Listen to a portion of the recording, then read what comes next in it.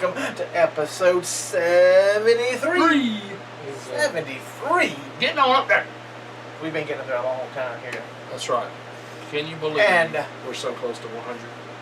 This is crazy. When we get to 90, we're so close. To really close, but still, I mean, we're almost there. But what an exciting week of wrestling it is. I mean, a shocker. When we left you last week, we were literally about to start watching SummerSlam. When we finished part 4, Randy Orton and Sheamus were wrestling each other. Yes. Okay. That was what a weekend. You had NXT with their takeover special. Lovely. And they phenomenal. And they already had announced another one already. Yeah, so we'll get to that in a moment. And it's going to make history again. We'll make history. And plus, then you had SummerSlam the very next night, the same arena. Then the very next night, you had one of the most explosive Raws. In a long time. A Raw that reminded me of Raw after WrestleMania. The crowd was just like it. It was insanity, and we will get to what's going on with that right now. And the bad thing about it is, they you can't do it every week. You can't do this every week, but you can make it better every week. You can. It's like they go, okay, we're going to put everything into this week, and then the next couple of weeks, just blah. No, you can build off of the excitement and still make it exciting. You don't. There's a few debuts, a new debut of a monster of a guy. Yes. I mean, he was a monster. He's going to be a force in the WWE. Yes, he will.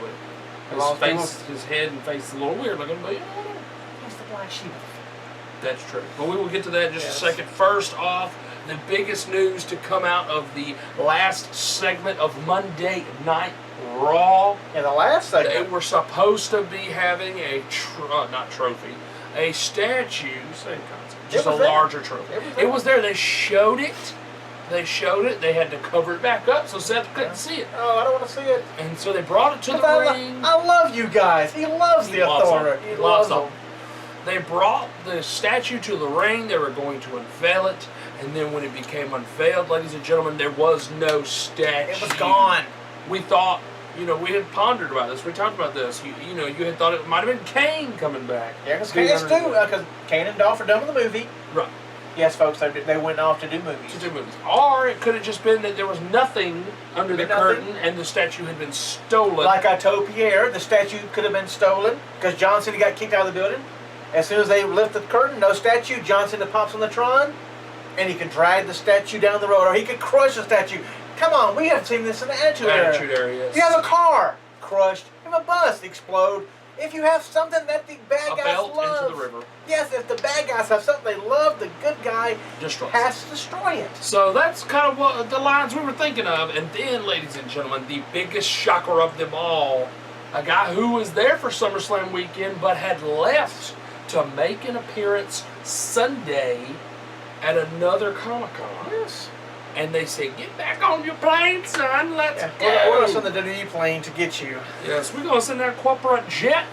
And ladies and gentlemen, who was unveiled instead of the statue was one of the biggest names in WCW history. An icon. The franchise, Sting. Yes, Sting is back in the WWE.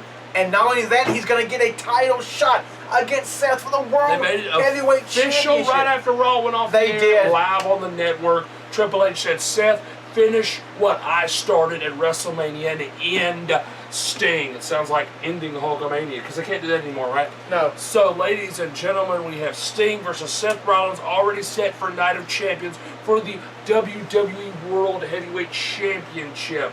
And if that's not great. And before we get on to that, but they have people going, he's too old to win the title. We got people here going, it would be great for Sting to be champion at least once. And that is true. That's what we feel. I don't care what the age is. It's wrestling. We know the outcome here, folks. Flair was old and he was still winning them. Sting can be champion for a little while. Will he carry to WrestleMania? No, I don't think so. Will he carry to Royal Rumble? I don't think that will happen either. But I do believe Sting will become the World Heavyweight Champion. Could he hold it to Royal Rumble? Yes, he could. And it could set up something. We already talked about this. I talked to you already about that. I think that if you want to have a good match, you have Sting versus Bray Wyatt. You have the man Sting go to Royal Rumble, face someone, whoever that person is supposed to go to WrestleMania with a belt. You have Sting face that person, the lights go out, and then boom, lights come back on. If you want Seth, let it be Seth again. Exactly. The lights come back on, and then, ladies and gentlemen, there is Bray Wyatt, his sister Abigail, and Sting, and so that way Sting doesn't lose cleanly, so it still doesn't make him look bad, and then the bad guy, of course, wins, and it makes them look, oh, they did it in a bad way, blah, blah, blah. So it makes everybody look good, and then you set up a WrestleMania match. That would be perfect booking right there. Can we go back to the Royal Rumble where the Ultimate Warrior, this man here, lost the championship because of Randy Savage to Sergeant Slaughter? Who would have thought going into that match, Sergeant Slaughter would walk out the World Heavyweight Champion? And he did, thanks to Savage. And that's the same scenario could be set up for Sting to drop the title. And then they on their way to the road to WrestleMania, and Sting has his match set against Bray Wyatt. Oh, Hell in a Cell. We were trying to figure out which the next pay-per-view was after. Now it should be Hell in a Cell. Should be Undertaker and Brock in a Hell in a Cell to end the Not feud. WrestleMania. I'm sorry. Let's don't push it to WrestleMania. No, let's use these lesser pay-per-views and build something with that. Let's go with that. I like that. Yeah, WrestleMania builds itself. Exactly. Because you had Taker who tapped out. You had Brock who passed out. Right. Let's sell it where the bellkeeper doesn't change, where the referee doesn't. You have to beat your man to death, pretty much. Put him in Hell in a Cell. And they've both been in Hell in a Cell against each other before. Keep him in Hell in a The Cell. storyline writes itself because Brock beat him before in Hell in a Cell. Yes. Can't he do it again? Ladies and gentlemen, I'm telling you, the next few months is going to be really, really good if they do it right. But we want to get to... before we get to the next big things on Raw, we want to talk about what happened the very next night with WWE Tough Enough finale. I smell big changes for that. The way they've talked about how bad it is this year, I think when they do it next year, it will be totally If they do it next year, they definitely need to change the format. They need to change how they do things because it is a little bit boring how they do it, and it doesn't really flow that well. But the winners were Sarah Lee, no surprise there, a.k.a. Hope, in her match against Alicia Fox. Yes. And Amanda, who was Mandy, which makes sense, had her match against Alicia Fox. First match ever, really. And they had it on national television. They were going to screw up, and they both did. But the matches really didn't outcome the winners because we pretty much knew Sarah Lee was going to win. But I do believe that Amanda screwed herself over, like Mick Foley did say. She did screw herself over by bringing up Sarah Lee's sexual activity. I know, which is very weird. That was unnecessary, and I think that really put the nail in the coffin for Amanda because that was a way too low of a hit right there. That was unnecessary, and that brought her fans back up. That brought them to the forefront and say, hey, no, don't be doing this to our girl, you know. And then, of course, no surprise here is the winner of the guys, Josh, a.k.a. the Yeti. Mr. McMahon's favorite. Mr. McMahon's favorite. ZZ, they showed a before and after picture. He did not put in the work. They showed a before and after picture of Josh. He lost, I think, 60 freaking pounds or something. It was a bunch of weight. Lost a bunch of weight, got a freaking six-pack going on, all kinds of stuff. This dude, he changed his whole look. I think he's got the it factor for sure. It's going to be a lot of trouble. Or the Indies. They have a year-long contract. As long as they show improvement, they could be re-signed. I could see Josh before Sarah Lee coming up to the main roster, or coming up to at least NXT. But we want to get back. Yeah, I'll give you that. Josh is going before Sarah Lee. Sarah Lee, I could see being... Because the guy's going to make him better than the girl anyway. I'm sorry. If Sarah Lee does stick around, she'll be another Eva Marie. She'll be another JoJo, where they can't wrestle and they have to be an announcer. Smiles too much, yeah. Right. Be a ring announcer because you can smile if you're a ring announcer. It doesn't matter. But we're going to move on to the other two big things that happened on Monday Night Raw, ladies and gentlemen. Bray Wyatt did introduce a brand new member, almost an opponent, not really. A new member. Actually, he introduced himself pretty much. He did introduce himself. The lights went out, and it was a rematch from SummerSlam, correct? Yes. And then the lights went out, and instead of a white sheep mask, which we have right here, it was Eric Rowan, so you know. Not Eric Rowan, so now we're going to have to get a new mask. Yeah, we selling them, and they look bigger, too. They do look bigger. His head is freaking huge. Okay, ladies and gentlemen, the newest member to the Wyatt family is the Black Sheep of the family, ladies and gentlemen. He has a black sheep mask on, and his name is Braun Strowman. Yes. And he is a beast. This dude is huge. If you have not seen what he did to Dean Ambrose and Roman Reigns, find it. Find it on YouTube, because Watch this man literally picked up Roman Reigns like a rag doll and choked him out. Not once, twice, because they did it on SmackDown as well.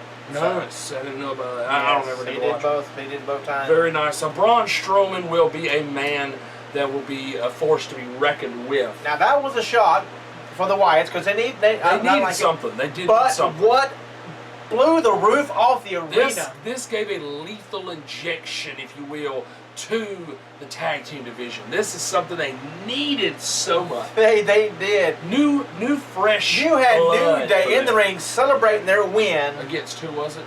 I think it was Lucha Dragons. Lucha Dragons. And fireworks shot down. You had the Pride players on They were at ringside. Fireworks shot to the stage. Boom. And the Dudley Boyz returned to the WWE. After a 10-year hiatus, don't even worry about Bubba Ray coming for the Royal Rumble, but as a unit, it has been 10 long years. It's been overdue, because they don't know how to use them in TNA, because TNA really doesn't know how to use anybody when it comes to former WWE guys. They just try to give them the belt and say, this will work for the company. But ladies and gentlemen, they brought them back as a tag team, as the Dudley Boyz, and they look like they're going straight for the gold. Yes. That's the New Day. Now, can they be given the go? Yes. Can they put over teams to make them better? Yes. Yes. Which one will go? I believe we'll have both ways. I think they'll run with the gold again, but they'll also put over tag teams. I don't really agree with them already beating the Ascension on SmackDown. I mean, the Ascension did so well in NXT, and they've destroyed every bit of their credibility already. Oh yeah, it's pretty doggone sad. Pretty bad. News on Samoa Joe's NXT future. He's definitely going to be around until the end of the year. He's advertising him for the NXT tour that we have not gotten to, but we're coming to now. So I didn't say where it was at. Nope. So we'll get to that now. Triple H has announced a huge for NXT. This is huge. I don't know are they touring right alongside WWE, or is this a total separate tour? I don't know if WWE. I don't know if the main roster is going to London or not, or this is just NXT. Especially how long they're at. I'll have to look and see, because it's from December 10th to the 16th. So. Yes, they're going to be there for 6 days, from the 10th to the 16th. Maybe Vince is going to let Hunter run NXT by himself. Triple H announced that we'll look at the dates during the break and see. NXT TakeOver will take place in London at the SSE Arena in London on December the 16th on the network. They will have a 6-day live event tour, culminating with the final day being on the WWE network. And hey, they may film that stuff for for NXT on the network.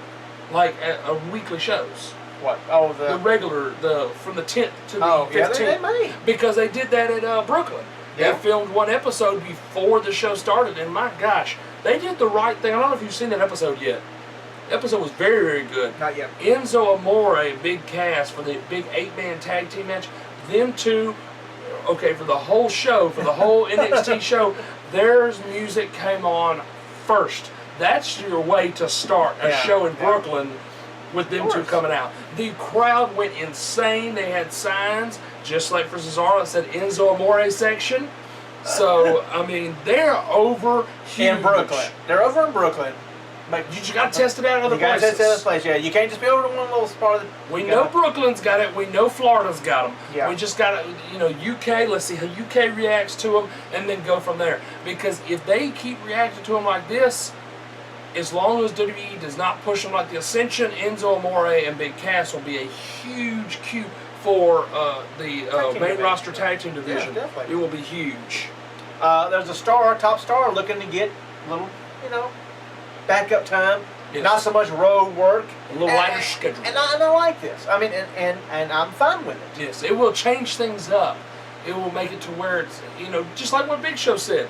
He may not be retiring yet, but he will be cutting back on appearances, and that's a good thing.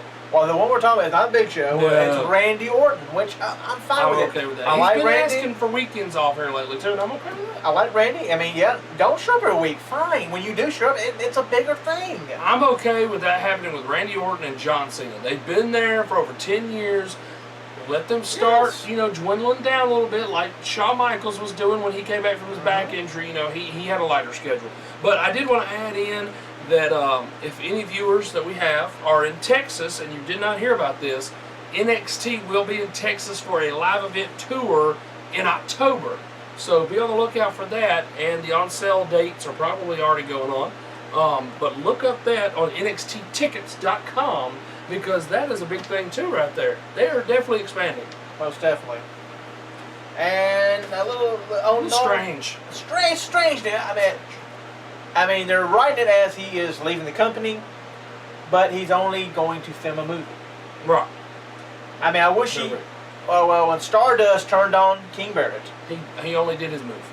He only did his move. It should have been a more violent move Ring to post, put him out. Steel steps. So maybe they're afraid he really got hurt. If he didn't get hurt, they did that. True, because he does get hurt easily. Yeah. So maybe they'd say, let's just do the Crossroads and send you on your merry little way. But they say he's supposed to be filming a movie for WWE, but he changed his name, reverted back to his real name on Twitter, Stu Bennett. And apparently, he recently noted he was headed home, and it wasn't a moment too soon. So somebody's working somebody here. Yeah, and I mean it's fine. I'm okay with that. I'm okay with them working the crowd, working the fans. The bad part about it is, this is WWE. Yes. They'll do all this. He'll come back, and they will not revert back to being taken out by Stardust. No. He'll come back as a heel, and Stardust may still be a heel, and nobody will say anything about it. Right. And that's stupid. And in our Ring of Honor news, just one little snippet there. Yes. A man who used to be in the WWE in a tag team known as Deuce and Domino with Cherry. I believe he was Domino. I believe it was Domino. Yeah. Deuce was Jimmy Snuka's son. Yes. So this is Cliff Compton. This was Domino. Cliff Compton was pulled from Ring of Honor show due to a seizure. So we hope that you recover. That's the last news we've heard. I mean, it started That's all off, we've heard. We heard he was pulled from the show. There was no news, and then today, if come to find out he had a seizure, had to get pulled. So that's the last news we've heard. And there's many different reasons you can have a seizure. Yeah. So let's just, we want to say, get well soon. I know a lot of times when you have seizures, they pull your license until you can prove for a certain amount of time you've not had seizures. Also, it could be, I'm not saying this about him, but I'm saying that drugs can induce seizures as well. So let's hope and pray that it's just a medical situation that can be resolved. Yeah. But besides that, we hope you get to feeling better and that everything works out for you.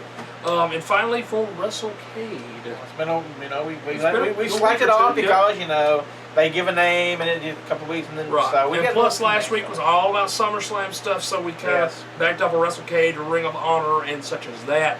So WrestleCade news, we have the newest names is Lucha Underground commentator Vampiro will be there, WCW legend, if you will.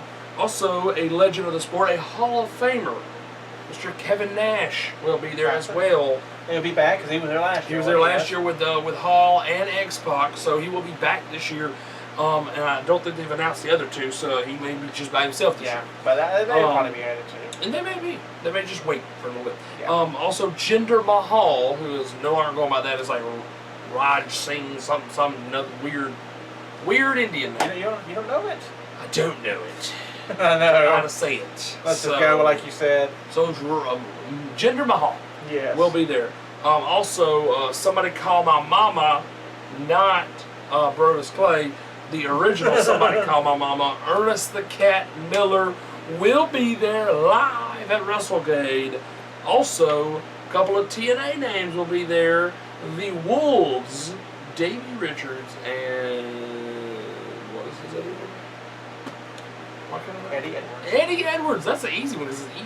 I know. It's Ed. Eddie and Ed. Eddie. Yes, don't sue us for that. Eddie. Anyway, and lastly, used to be part of the menagerie, and now the menagerie is gone.